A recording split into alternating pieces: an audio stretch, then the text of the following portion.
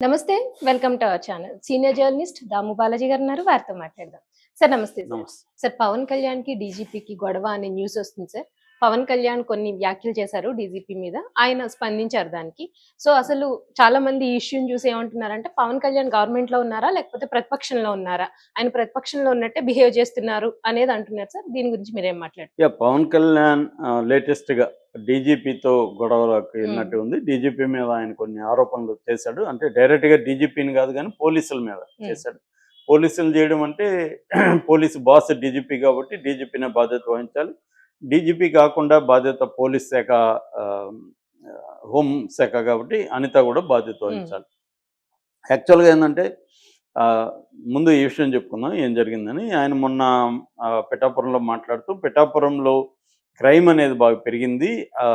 కానీ పోలీసులు పట్టించుకోవట్లేదు. దొంగతనాలు పెరిగాయి. గాంజా బ్యాచ్ బాగా పెరిగారు. వీళ్ళ మీద ఫిర్యాదులు వెళ్తుంటే పోలీసులు ఎవరు ఎఫ్ఐఆర్లు చేయడం కానీ, ఫిర్యాదులను స్వీకరించడం కానీ చేయట్లేదు. పైగా పోలీసులు అక్రమ దందా వాళ్ళే చేస్తున్నారు. సెటిల్మెంట్ చేస్తున్నారు. సెటిల్మెంట్లు ఇవి ఆపుకోవాలి పోలీసులు అనేది ఆయన చెప్పారు. ఆయన చెప్పిన దాంట్లో ఎక్కడా కూడా తప్పు కనబడలేదు. మామూలుగా జనరల్‌గా పోలీస్ వ్యవస్థ ఇలాగే ఉంటది. అవును సార్. ఎందుకు ఏ ప్రభుత్వం ఉన్నా వాళ్ళకుండే సమస్యలు వాళ్ళకుంటాయి. వాళ్ళకుండే ఆహ్, ప్రాబ్లమ్స్ పోలీసులకు కూడా ఉంటాయి. అట్ ద సేమ్ టైమ్ వాళ్ళు చాలామంది ఉద్యోగాలకి పెద్ద ఎత్తున డబ్బులిచ్చి కూడా వచ్చుంటారు. రెండోదేందంటే పోలీస్ వ్యవస్థ ఎంత సంస్కరించినా అది ఫైనల్‌గా పొలిటికల్ వ్యవస్థ కిందనే పనిచేస్తుంది అవును పోలీస్ సార్. వ్యవస్థ. కాబట్టి మనకు 'జై భీమ్‌లో' కూడా అదే చూపించారు. పోలీసులు ఎందుకు అంత చిత్రహింసలు పెడుతున్నారంటే వాళ్ళ మీద రాజకీయ ఒత్తిడి. ఇప్పుడు ఏదో దొంగతనం జరుగుతుంది. ఎవరినో పట్టుకుంటాం మనం. మన ఇంట్లో దొంగతనం జరిగినా మనం ఎవరినో పట్టుకొని పోలీసుల మీద ప్రెషర్ పెట్టిస్తాం. ఆ ప్రెషర్ వల్ల మన ఇంట్లో ఎవరో అనుమానం పని మనిషో, ఇంకెవరో అనుమానం డ్రైవరో ఉంటే వాళ్ళని తీసుకెళ్ళి వీళ్ళు చితక్కొడతారు. ఎందుకంటే వాళ్ళ మీద ప్రెషర్ ఉంటది. రెండోది వాళ్ళకి కూడా పెద్ద పెద్ద దొంగతనాల్లో డబ్బులేమన్నా రికవర్ అయితే మనకు కూడా వాటా వస్తుందనేది కూడా ఉంటది. అలాగా రకరకాల ఒత్తిళ్ళు కావచ్చు, ప్రలోభాలు కావచ్చు, పోలీసు అందరూ అన్ని వ్యవస్థల్లాగే పోలీస్ వ్యవస్థ కూడా అతీతంగా ఏమి ఉండదు కదా! ఈ సమాజంలో భాగంగానే అవును సార్. పనిచేస్తుంది. దాంతో వాళ్ళు చేస్తారు. అది మంచిదే ప్రశ్నించడం. కాకపోతే అది జగన్ ప్రశ్నిస్తే మనకి అర్థం చేసుకుంటాం. ఎందుకంటే ప్రతిపక్షంలో ఉన్నాడు. అధికార పక్షం ఆహ్, వేరే ఉంది.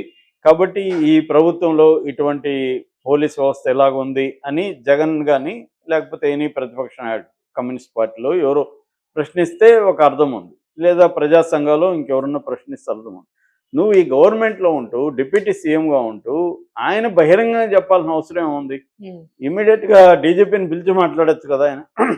యాక్చువల్‌గా ఆయన చేయాల్సిందేంటి? ఆయన డిప్యూటీ సీఎం అనేది రాజ్యాంగబద్ధమైన పదవి కాదు. కాబట్టి ఆయన డిప్యూటీ సీఎం అనేది అలంకరణ మాత్రం. ఒక స్టేటస్ సింబల్ లాగా. ఆయన మంత్రి. ఆయన కొన్ని శాఖలు ఆయన నిర్వహిస్తున్నాడు.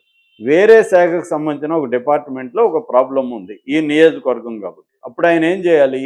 ఫస్టు తన పేషీ ద్వారా అధికారులు పోలీసులు ఎవరున్నారో వాళ్ళతో మాట్లాడాలి. అరే బాబు అక్కడ సీఐయా, డీఎస్పీనా వాళ్ళతో మాట్లాడాలి. పవన్ కళ్యాణ్ పేషీ నుంచి మాట్లాడుతున్నాం. మీరు పలాని పోలీస్ స్టేషన్‌లో పలాని కేసు విషయంలో మా వాళ్ళు ఇస్తే మీరు తీసుకోవట్లేదు అనేది అడగాలి. వాళ్ళు సరైన సమాధానం చెప్పినప్పుడు ఏం చేయాలి? పై అధికారులకు వెళ్ళాలి. ఇంకా డీజీపీ దగ్గర మాట్లాడాలి. కాంక్రీట్ ఎవిడెన్స్‌తో డీజీపీకి అప్రోచ్ అవ్వాలి. ఇది ఎవరైనా బాధ్యతాయుతమైన మంత్రి చేయాల్సిన ప్రొసీజర్. కానీ పవన్ కళ్యాణ్ అలా చేయట్లేదు. పవన్ కళ్యాణ్ వేగ్గా ఆరోపణలు. అది అనేది సామెత ఉంది. బట్టగాల్చి నీ మీద వేస్తాను నువ్వే దాన్ని క్లీన్ చేసుకో అని. అలాగా వేగ్గా చెప్తున్నాడు. సో దీనికి డీజీపీ తిరుమలరావు రియాక్ట్ అయ్యాడు. తిరుమలరావుని అడిగారు. ఇలా పవన్ కళ్యాణ్ పోలీసుల మీద ఆరోపించారు కదా! మీరేం చెప్తారంటే, నేను ప్రూఫ్స్ లేకుండా ఇష్యూని మాట్లాడనని చెప్పాడు. ఆయన కరెక్ట్‌గానే మాట్లాడాడు. అంటే నువ్వు ఒక ఆరోపిస్తున్నావు అంటే నీ దగ్గర కాంక్రీట్ ఎవిడెన్స్ ఉండాలి. వేగ్గా పోలీస్ వ్యవస్థ బాలేదు అంటే నీ ప్రభుత్వమే కదా ఉంది. బాలేకపోతే నువ్వు సరిదిద్దాలి కదా! బయటెందుకు వచ్చి చెప్తున్నావు? కాబట్టి ఈయన కూడా బయటే చెప్పాల్సొచ్చింది. సో డీజీపీ ఏం చెప్పాడు? ప్రూఫ్స్ ఉంటే నేను ఆ ఇష్యూని అడ్రెస్ చేస్తాను. ప్రూఫ్స్ లేకుండా వేగ్గా చెప్పినప్పుడు నేను ఎట్లా అడ్రెస్ చేయాలి? ఎవరు ఏ పోలీస్ స్టేషన్‌లో జరిగింది? ఎవరు కంప్లెయింట్ ఇచ్చారు? అదంతా తీసి ఆయనకి ఇవ్వాలి కదా! రిటర్న్‌గా ఇవ్వాలి కదా! అప్పుడు ఆయన దగ్గర ఒక ఫైల్ ఉంటది. ఫైల్ పలాని పిఠాపురం 1 టౌనో, 2 టౌన్ ఏదో పోలీస్ స్టేషన్‌లో పలాని సీఏ చేశాడా? ఎవరు కంప్లైంట్ ఇచ్చారు వాళ్ళకి అప్పుడు వాళ్ళకి ఆదేశాలు ఇస్తారు. ఇలాంటి వాళ్ళు కంప్లైంట్ ఇస్తే నువ్వు ఎందుకు తీసుకోలేదు, దీనికి షోకాజ్ నోటీస్ ఏదో ఇష్యూ చేస్తారు, నేను సమాధానం చెప్పి వాళ్ళు సమాధానం మీద సాటిస్ఫై కాకపోతే ఈయన ఇది తీసుకుంటారు, వాళ్ళని పనిష్ చేయడము ట్రాన్స్ఫర్ చేయడం ఏదో చేస్తారు. ఇది కదా ప్రొసీజరు. ఇది చేయట్లే పవన్ కళ్యాణ్ ఏం చేస్తున్నాడు డే 1 నుంచి కూడా వేగ్గా ఆరోపణలు. జగన్ ప్రభుత్వం ఉన్నప్పుడు కూడా అదే చేశాడు ఆయన, వాలంటీర్లను దెబ్బతీయాలనుకున్నాడు. ఎందుకంటే వాలంటీర్లు జగన్కి బలం, రైట్ హ్యాండ్ లాగా ఉన్నారు, బ్యాక్ బోన్ లాగా ఉన్నారు కాబట్టి వీళ్ళని దెబ్బతీయాలంటే వీళ్ళ మోరల్గా అటాక్ చేసేయాలి అని డిసైడ్ అయ్యారు పవన్ కళ్యాణ్. దాంతో ఏం చేశాడు, 33,000 మంది మహిళలు హ్యూమన్ ట్రాఫికింగ్కి వెళ్ళిపోయారు, దీనికి కారణం వాలంటీర్లు అని ఒక వేగ్ స్టేట్మెంట్ ఇచ్చాడు. నీ దగ్గర ఏమన్నా ప్రూఫ్ ఉందా? 33 దేశంలోనే 33,000 అన్ని రాష్ట్రాల్లో కలిపితే కూడా అంతమంది హ్యూమన్ ట్రాఫికింగ్కి వెళ్ళాలి. మిస్సింగ్ వేరు, హ్యూమన్ ట్రాఫికింగ్ వేరు. ఇప్పుడు మిస్సింగ్ అనుకో, ఒక అమ్మాయి లేచిపోతే ఆ అమ్మాయి వాళ్ళు పోయి మా అమ్మాయి మిస్సింగ్ అని కేసు పెడతారు, పోలీసులు మిస్సింగ్ అని రాసుకుంటారు, మిస్సింగ్ అని డేటాలోకి వెళ్ళిపోతుంది ఆ కేసు. మళ్ళీ వాళ్ళు వచ్చి ఉంటారు, సమస్య పరిష్కారం అవుతుంది, కానీ మిస్సింగ్లో ఉండిపోతుంది కేసు. ఇవన్నీ మిస్సింగ్లోకి వెళ్ళిపోతాయి. మరి అసెంబ్లీలోనే కొన్ని వందలు కూడా లేరని వాళ్ళే మొన్న డిక్లేర్ చేశారు. అంటే పవన్ కళ్యాణ్ ఏంటంటే పవన్ కళ్యాణ్ ఒకటే కాదు, అందరూ రాజకీయ నాయకులు చేసే పని ఇదే.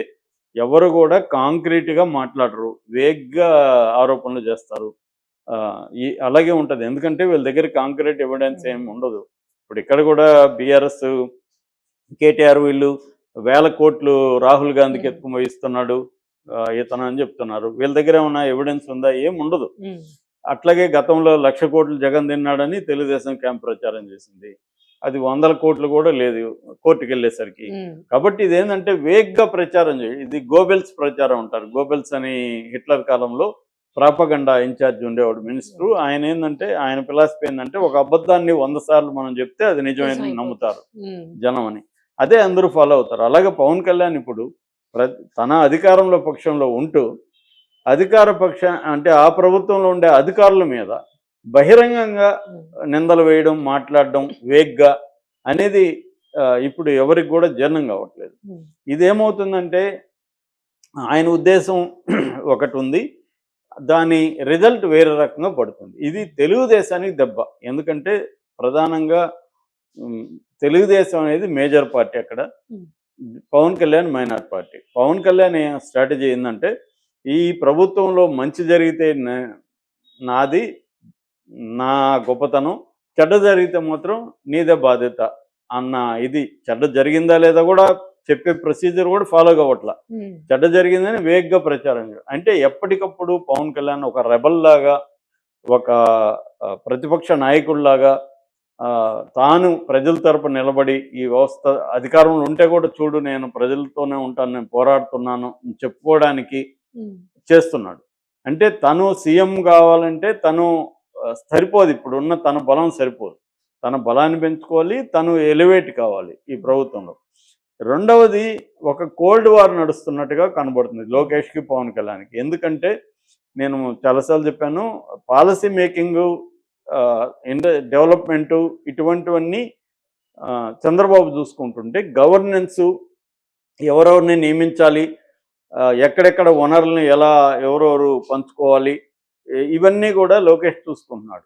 అట్లాగే పార్టీ నిర్మాణం, అంటే పార్టీ మీద, ప్రభుత్వ ఫంక్షనింగ్ మీద లోకేష్కి పట్టుంది. లోకేష్ ఒక రకంగా అన్డిక్లేర్డ్ సీఎం లాగానే వ్యవహరిస్తున్నాడు, సెకండ్ సీఎం అనుకోవచ్చు లోకేష్ని.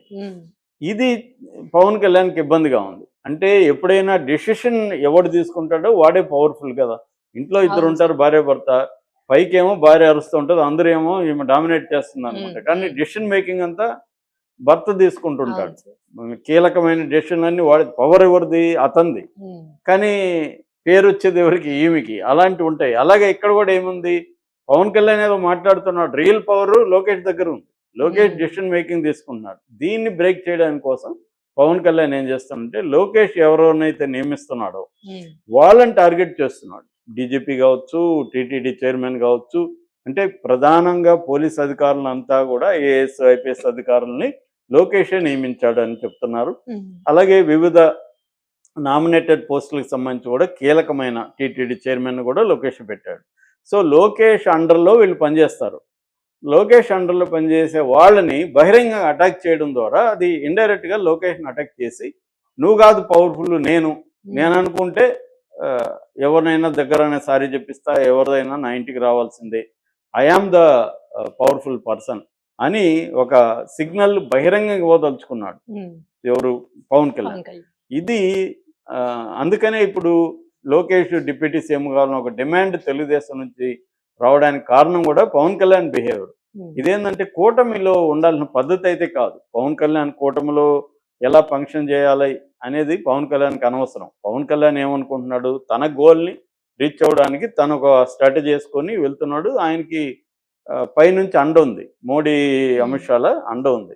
కాబట్టి పవన్ కళ్యాణ్ పాయింట్ ఆఫ్ నుంచి అది కరెక్టే కావచ్చు, ఆయన స్ట్రాటజీ, పొలిటికల్ స్ట్రాటజీ. కానీ ఇప్పుడు కూటమిలో కుమ్ములాట్లు అనేవి కనిపిస్తూ ఉన్నాయి జనాలకి. దీనివల్ల ఖచ్చితంగా రాష్ట్రం ప్రజల మీద కూడా దీని ఇంపాక్ట్ పడుతుంది. నిజంగా పవన్ కళ్యాణ్కి బాధ్యత ఉంటే ఇచ్చిన హామీలు నెరవేర్చాలనేది కదా ఆయన చెప్పాలి.